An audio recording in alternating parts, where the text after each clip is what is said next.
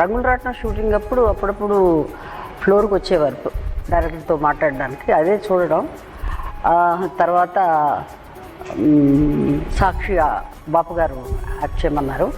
అక్కడికి వెళ్తే ఈయన అక్కడ కనపడ్డారు. సరే ఈయన హీరోయిన్, మీరు హీరోయిన్ అన్నారు. అది ఆ షూటింగ్ అప్పుడు అక్కడ మీసాల కృష్ణుడు టెంపుల్ ఉంది.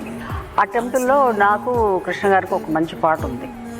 అంటే మా అన్న విలను జగ్గరావు గారు, ఆయన వచ్చేస్తాడు, చంపేస్తాడు, పెళ్లి చేసుకుందాం అనేసి తాళిబొట్టు కట్టరా అమ్మ కడుపు చల్లగా అని ఒక మంచి పాట.